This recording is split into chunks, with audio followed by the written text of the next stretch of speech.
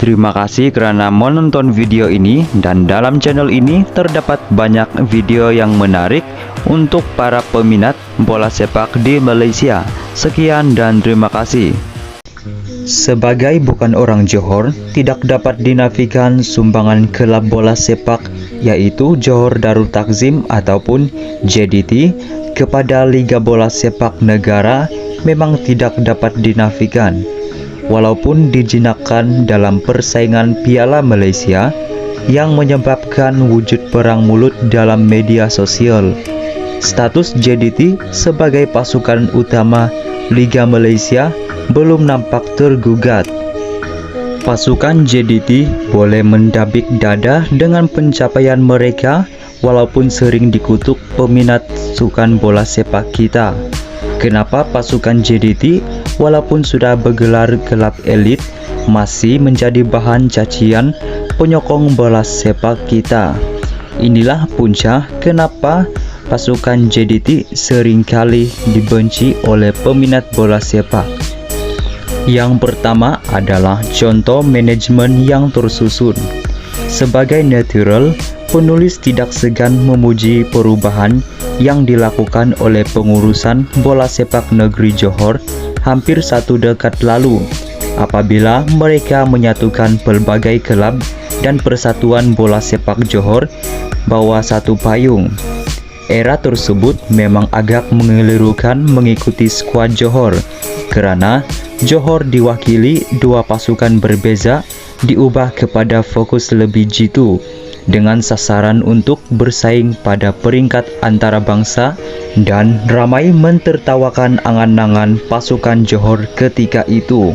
Tetapi sejarah telah menunjukkan pasukan JDT menjadi kelab yang berjaya memenangi Piala AFC dalam tempoh 2 tahun lepas rombakan besar-besaran itu. Satu perbezaan yang ketara dalam pengurusan JDT berbanding kelab lain antaranya adalah kurangnya pengaruh politik. Pasukan JDT yang diketuai oleh TMJ mempunyai kestabilan berbanding sesetengah negeri lain yang organisasinya akan bertukar setiap kali berlakunya perubahan kerajaan negeri.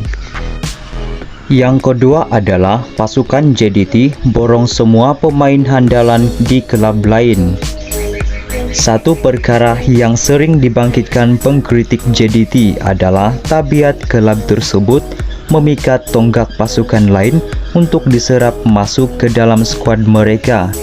Nama seperti Mete Davis, Akia Rashid, Sumare, Syafiq Ahmad, dan Nazmi Faiz merupakan antara nama yang berjaya dipancing, walaupun pasukan JDT sudah mempunyai pemain lain sedia ada yang setara, dan ada yang berjaya memecah masuk kesebelasan utama, dan ada juga yang akhirnya jadi pemanas bangku simpanan pasukan JDT.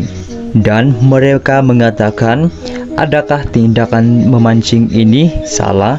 Sebenarnya tindakan tersebut tidak, karena urusan jual beli pemain berlaku secara terbuka. Pemain juga untung gaji kerana dinaikkan gaji. Walau bagaimanapun, sekiranya berterusan sukar untuk status pasukan JDT sebagai pasukan elit dalam Liga Malaysia. Inilah sesuatu yang kurang sehat untuk perkembangan liga dalam Malaysia ataupun di mana-mana anjuran bola sepak antarabangsa. Seterusnya, pasukan JDT jelas membuktikan bahwa mereka mencukupi kewangan untuk pasukan JDT. Sebagai pengikut Liga Bola Sepak Negara, penulis seringkali membayangkan bilakah masanya kualiti bola sepak negara kita mampu dipertingkatkan. Pasukan JDT hadir dengan kaedah pengurusan bola sepak yang tidak kedekut untuk mengeluarkan dana bagi membantu perkembangan kelab tersebut. Apa yang dilakukan jauh berbeza berbanding budaya pengurusan persatuan bola sepak yang seakan-akan takut nak keluarkan duit, sampai gaji pemain pun ada kalanya tidak dibayar.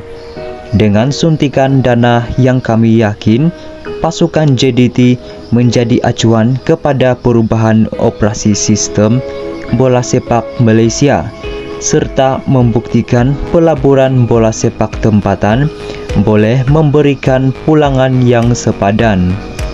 Yang keempat adalah pasukan JDT membuat penanda arus baru pemasaran bola sepak negara.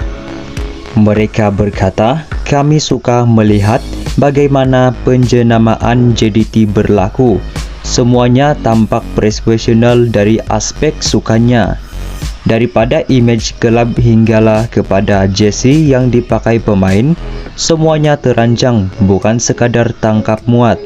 Ibarat ada petugas berpengalaman luas yang ditugaskan khas untuk menentukan wajah pasukan JDT kepada orang ramai.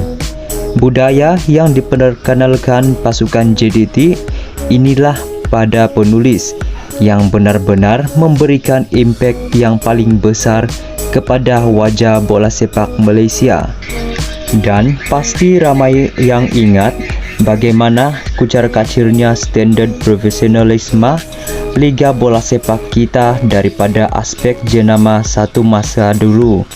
Pengurusan kelab seakan tidak kreatif dalam mencari sumber keuangan, atau lebih banyak berharap kepada peruntukan fam selain daripada penajah yang ditampal di dada. Kerjasama di antara pasukan JDT dengan nama-nama seperti UNICEF, Nike dan Hulbrot membuka peluang besar pengukuhan pasukan JDT sebagai sebuah jenama. Selain bola sepak sebagai utama di bawah label pasukan JDT, label itu juga sedang diperkembangkan untuk meliputi sukan-sukan lain seperti tinju dan hoki ais yang kami yakin akan terus membantu pemasaran label mereka. Yang kelima adalah permainan JDT taktikal berkualiti tinggi dengan kos yang sukar digambarkan. Kemunculan pasukan JDT pada musim 2013 memberikan nafas baru kepada bola sepak kita.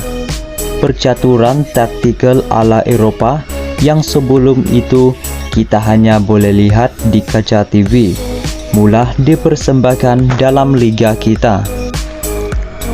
Memang sukar untuk kita mengakui hakikatnya, pasukan JDT bukan sahaja mengubah budaya bola sepak kita dari aspek pemasaran, bahkan turut memperbarui aspek taktikal dan mentaliti pasukan-pasukan dalam liga kita. Semua itu disebabkan oleh keberanian pengurusan JDT mendapatkan pemain-pemain yang sebelum itu di luar kemampuan pengurusan kelab kita. Dan pasukan JDT membuka mulut mereka.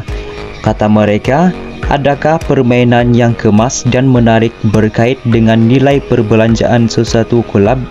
Jawab mereka, jarang kelab yang melabur besar kurangnya. Inilah yang dilakukan oleh pasukan JDT.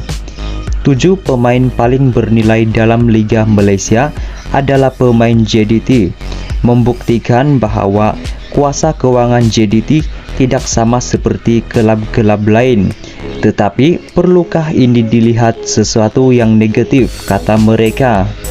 Dan mereka juga berkata, sukan bola sepak dunia semakin komersial, lebih besar dilabur, lebih besar pulangannya. Melihatlah bagaimana terkedepannya pasukan JDT dalam bermacam aspek pembangunan sebuah kelab berbanding yang lain. Kami ramalkan penguasaan JDT dalam liga kita masih akan kekal beberapa seketika ini. Persoalannya di sini, adakah kelab-kelab lain mempunyai dana, peruntukan, sumber dan kemampuan untuk melakukan apa yang JDT sedang lakukan sekarang? Dan pasukan JDT juga turut mengatakan, adakah kelab-kelab lain mempunyai dana, peruntukan, sumber dan kemampuan untuk melakukan apa yang pasukan JDT sedang melakukan sekarang? tak nampak lagi kan? Jadi terpaksalah pasukan JDT hiburkan hati dengan kejayaan-kejayaan kecil mereka. Seperti mereka meraihkan kekalahan pasukan JDT, walaupun pasukan kita prestasinya entah apa-apa. Inilah luahan pasukan JDT apabila mereka dibenci oleh peminat dan penyokong bola sepak Malaysia.